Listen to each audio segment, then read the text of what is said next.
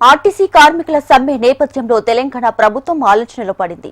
కార్మికులు సమ్మెలోకి వెళ్తే ఎలా అనే దానిపై ప్రభుత్వం యోచిస్తున్నట్లు తెలుస్తోంది. ఇక సమ్మెలోకి వెళ్లడం అనివార్యమైతే ప్రత్యామ్నాయ మార్గాలను అన్వేషిస్తుంది రేవంత్ ప్రభుత్వం. ఆర్టీసీ కార్మికుల సమస్యలను పరిష్కరిస్తామని ఒప్పుకునే దానికి కొంత టైం బాండ్ పెట్టడం, పని భారాలు తగ్గించాలని ప్రభుత్వం చూస్తున్నట్లు తెలుస్తోంది. ఒకవేళ సమ్మె అనివార్యమైతే అద్దె బస్సులతో తాత్కాలిక డ్రైవర్లతో నడిచే యోచనలో ఆర్టీసీ యాజమాన్యం ఆలోచనలు చేస్తుంది. కాగా ప్రస్తుతం ఆర్టీసీలో దాదాపు 2800 అద్దె బస్సులున్నాయి. ప్రభుత్వం తీసుకున్న నిర్ణయానికి అద్దె బస్సుల యజమానులు మద్దతుగా నిలుస్తున్నారు.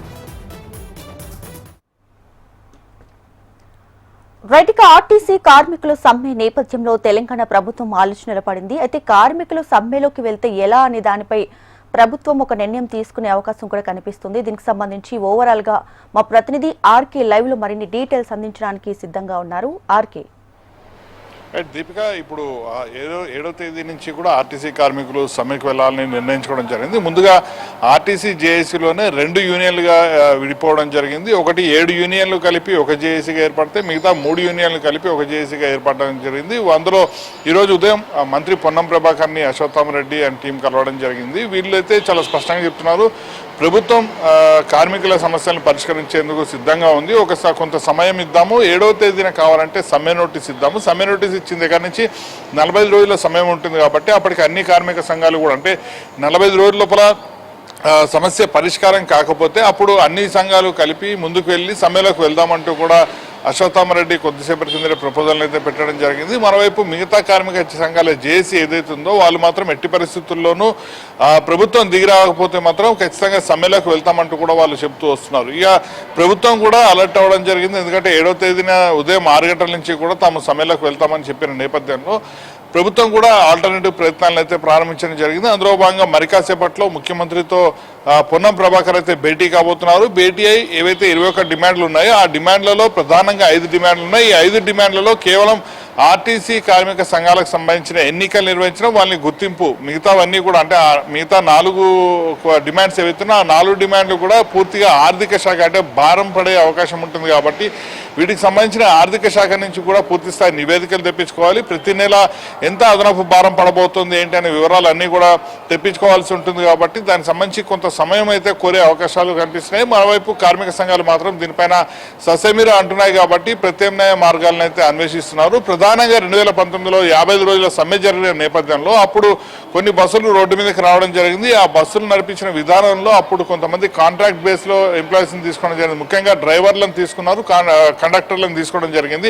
అదే తరహాలో ఇప్పుడు కూడా చేసే అవకాశాలు కనిపిస్తున్నాయి. మరోవైపు ప్రైవేట్, అంటే ఏదైతే అద్దె బస్సులు 2800 బస్సులు తెలంగాణలో తిరుగుతున్నాయి. 10,000 బస్సుల్లో 2800 బస్సులు, అంటే పావువంతు బస్సెస్ అద్దె ప్రాతిపదికన తిరుగుతున్నాయి కాబట్టి ఆ అద్దె ప్రాతిపదికన తిరుగుతున్న బస్సులతో పాటు అదనంగా మరికొన్ని బస్సులను కూడా చేర్చే అవకాశాలు ఉన్నాయి. ఆ బస్సెస్కి సంబంధించిన డ్రైవర్లు, కండక్టర్లను రోజు వారి వేతనం మీద తీసుకునే అవకాశాలు కూడా యోచిస్తోంది ప్రభుత్వం. దీనికి సంబంధించి ఆర్టీసీ యాజమాన్యంతో కూడా దీనికి సంబంధించిన అంశంపైన మాట్లాడినట్టు తెలుస్తుంది. కాబట్టి ఈ విధానంలో ముందుకు వెళ్లే అవకాశాలు కనిపిస్తున్నాయి. ఒకవేళ 7వ తేదీన సమ్మె అనివార్యమైన పరిస్థితుల్లో ఖచ్చితంగా కాంట్రాక్ట్ బేస్ వాళ్ళు ఎవరైతే ఉన్నారో వాళ్ళందరినీ తీసుకుని అద్దె బస్సుల్ని నడిపించే అవకాశాలు ఉన్నాయి. మరోవైపు అద్దె బస్సులకు సంబంధించిన యాజమాన్యాలు ఇప్పటికే చాలా స్పష్టంగా చెప్పాయి, ప్రభుత్వం వైపే తాము ఉంటాము, తాము సమ్మెలోకి తమ బస్సులు అయితే వెళ్ళవు అంటూ కూడా చెప్పిన నేపథ్యంలో ఖచ్చితంగా కొంత క్లారిటీ అయితే రావడం జరిగింది. అయితే అసలు సమస్య ఎక్కడ వస్తుందంటే సిటీలో బస్సెస్ విషయంలోనే కొంత క్లారిటీ రావాల్సి ఉంటుంది. ఇప్పుడు ప్రస్తుతం ఉన్న అద్దె బస్సుల్లో దాదాపుగా 90% అద్దె బస్సులు అన్నీ కూడా వివిధ జిల్లాలకు సంబంధించినవి. కానీ మిగతా 10% బస్సెస్ మాత్రమే హైదరాబాద్కు సంబంధించినవి. హైదరాబాద్లో మొత్తం 2800 బస్సెస్ రెగ్యులర్గా రోజు కూడా రన్ అవుతుంటాయి. ఇలాంటి పరిస్థితుల్లో కేవలం 100 బస్సెస్ మాత్రమే హైర్కి సంబంధించిన బస్సెస్ ఉంటాయి. మిగతా బస్సెస్ విషయంలో ఏ విధంగా ఏర్పాటు చేసుకోవాల్సి ఉంటుంది ఏంటనే దానిపైన మాత్రమే తర్జన పడుతున్నాయి. ఎందుకంటే ప్రతిరోజు ఇక్కడి నుంచే 10 లక్షల మంది రాకపోకలు సాగిస్తుంటారు కాబట్టి నగర శివారు ప్రాంతాలు చాలా కీలకంగా మారుతాయి కాబట్టి వాటికి సంబంధించి ఎలాంటి ప్రత్యామ్నాయ ఏర్పాట్లు చేయాలన్న దానిపైన మాత్రమే ప్రభుత్వం అయితే పక్కాగా యోచిస్తోంది. మొత్తంగా చూసుకుంటే మాత్రం ఓవరాల్గా ఆర్టీసీ కార్మికులు సమ్మెకు సిద్ధమవుతున్న నేపథ్యంలో ఖచ్చితంగా వాళ్ళని వీలైనంత వరకు కూడా సమ్మె నుంచి బయటకు వచ్చే ప్రయత్నాలను అయితే చేస్తున్నారు. ఒకవేళ తప్పనిసరి పరిస్థితి అయితే మాత్రం ప్రభుత్వం అయితే ఆల్టర్నేటివ్ ఏర్పాట్లను చేసుకుంటుంది. మరోవైపు ఆర్టీఏ అధికారులతో కూడా మరి కాసేపట్లో భేటీ అయ్యే అవకాశం ఉంది. ఎందుకంటే ఆర్టీఏ అధికారులు భేటీ అయి బస్సెస్ ఏవైతే హైర్ బస్సెస్ ఉంటాయో ఆ బస్సెస్ అన్నింటినీ కూడా రోడ్ల మీద తీసుకొచ్చే విధంగా, అంటే ఆర్టీసీకి నడిపే విధంగా కూడా ఆర్టీఏ అధికారులను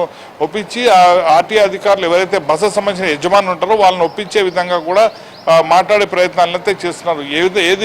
ఏ విధంగా చూసినా కూడా 7వ తేదీ నుంచి సమ్మె సిద్ధమైతే మాత్రం ఏ విధంగా ముందుకు వెళ్ళాలి అని ప్రభుత్వం అయితే యోచిస్తుంది. దీనికి సంబంధించి మరి కాసేపట్లో ముఖ్యమంత్రి అలాగే రవాణా శాఖ మంత్రి పొన్నం ప్రభాకర్తో పాటు ఆర్టీసీకి సంబంధించిన ఉన్నతాధికారులు, ఆర్టీఏకి సంబంధించిన అధికారులు అందరితో కూడా భేటీ అయ్యే అవకాశాలు అయితే కనిపిస్తున్నాయి. సాయంత్రం సమయంలో ఈ భేటీ జరిగే అవకాశం ఉంటుంది. ఒక నిర్ణయం తీసుకున్న తర్వాత రేపు ఉదయం 11 గంటలకు మిగతా కార్మిక సంఘాలు ఏవైతే ఉన్నాయో వాళ్ళందరినీ కూడా చర్చలకు ఆహ్వానిస్తారు. చర్చలకు ఆహ్వానించిన తర్వాత ఏ విధంగా ముందుకు వెళ్తారు కార్మిక సంఘాలు ఏంటనేది ఒక స్పష్టత అయితే వస్తుంది. దీపిక.